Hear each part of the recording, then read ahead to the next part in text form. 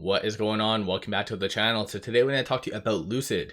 Give you a quick overview of some of the data points, what is coming out as far as articles, ratings, and everything else that you need to know. But first, make sure to hit that thumbs up. And with that, let's get right to it. Lucid is up 1.96%.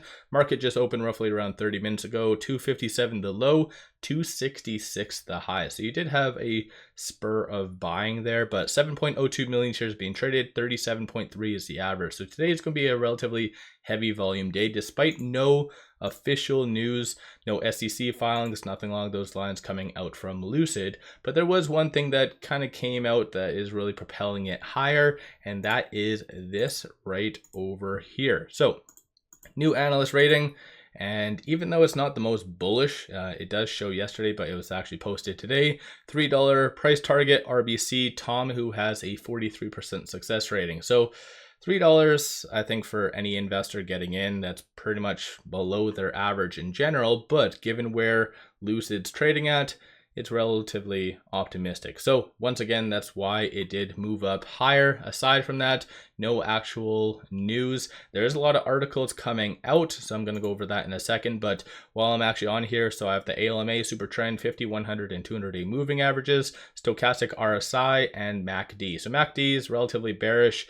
Generally, I think today showed more of a glimpse of hope, but still, a lot of the data points are still relatively bearish. So in my opinion, as I've stated, I think the next big things that is going to save Lucid right now is going to be Tesla earnings, possibly. That's after hours Wednesday.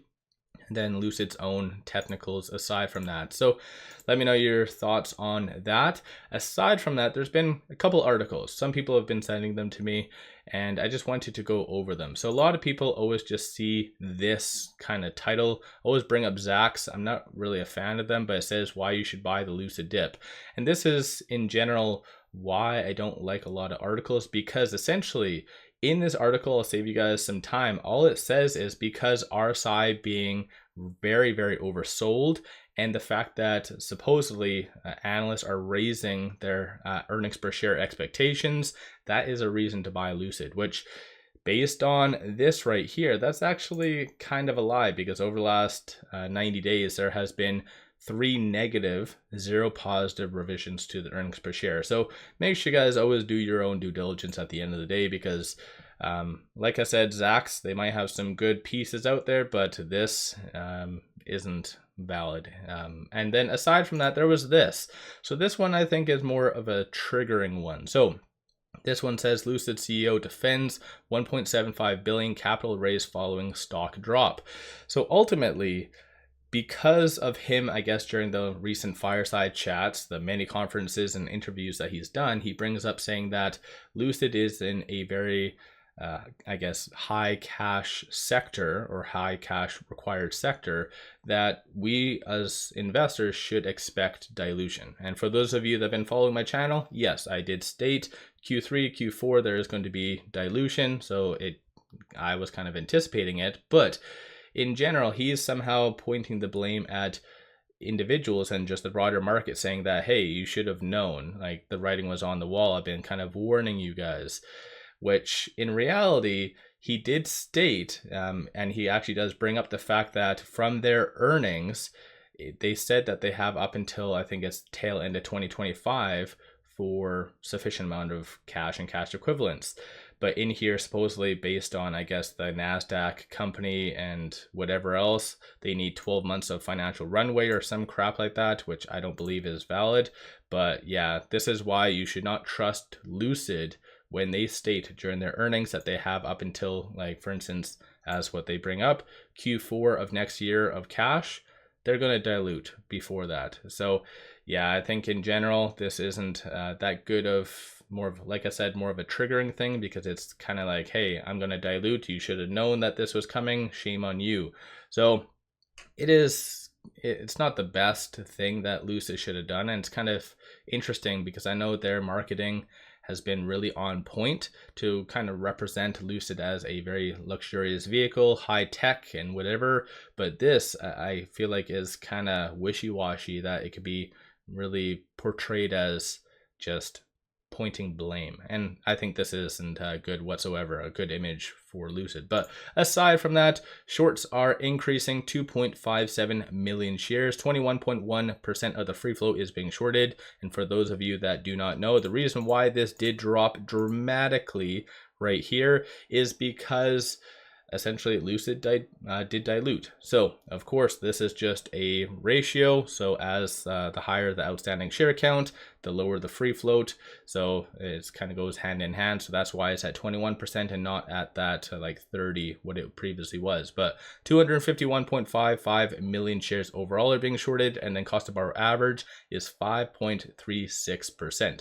So kind of interesting stuff.